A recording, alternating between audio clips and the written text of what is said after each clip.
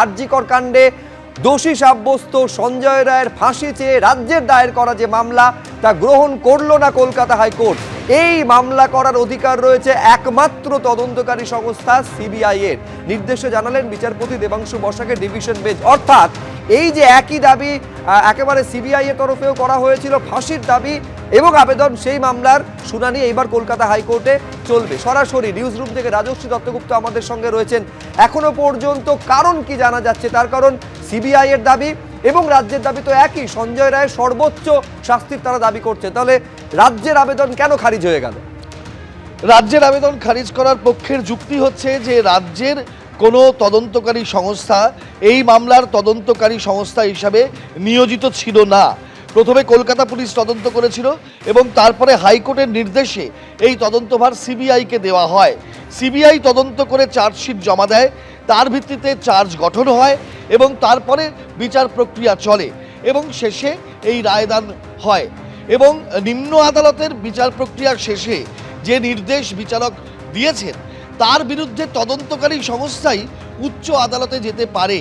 আইনগতভাবে এটাই আজকে বিচারপতি দেবাংশু বসাকের নির্দেশে সামনে এসেছে এবং সেই কারণেই তিনি যেটা প্রথম দিন যখন এই জোড়া মামলা হয়েছিল সেই দিনের শুনানিতে রাজ্যের এখতিয়ার আছে কিনা সেই প্রশ্ন তুলেছিলেন এবং শেষ পর্যন্ত সেই প্রশ্নেরই আজকে সমাপন হলো, যেখানে দেখা গেল যে হাইকোর্ট কার্যত স্পষ্ট ভাষায় বলে দিল রাজ্যের এখতিয়ার নেই, অর্থাৎ রাজ্যের মামলা খারিজ হয়ে গেল এবং তদন্তকারী সংস্থা হিসাবে সিবিআই নিম্ন আদালতের রায়ের বিরুদ্ধে উচ্চ আদালত অর্থাৎ কলকাতা হাইকোর্টে যে অ্যাপিল করেছিল, যে মামলা করেছিল, সেটা গ্রহণযোগ্য হলো এবং সেই মামলার পরবর্তী সময়ে শুনানি হবে যে আজীবন আমৃত্যু কারাবাস নাকি ফাঁসি, কোন সাজা শেষ পর্যন্ত বলবৎ থাকবে। একেবারে এবার কলকাতা হাইকোর্ট এই যে সর্বোচ্চ শাস্তির আবেদন, সেই প্রেক্ষিতে শুনানি কলকাতা হাইকোর্টে হবে।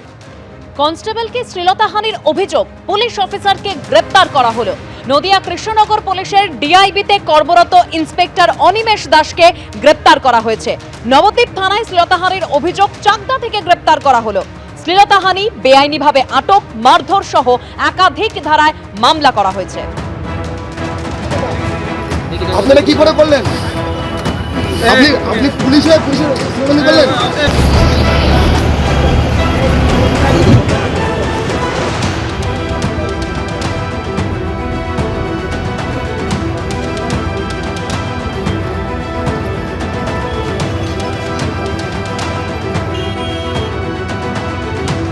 কনস্টেবলকে শ্লীলতাহানির অভিযোগ, পুলিশ অফিসারকে গ্রেপ্তার করা হলো।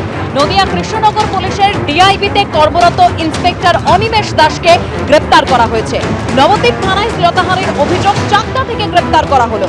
শ্লীলতাহানি, বেআইনিভাবে আটক, মারধর সহ একাধিক ধারায় মামলা করা হয়েছে।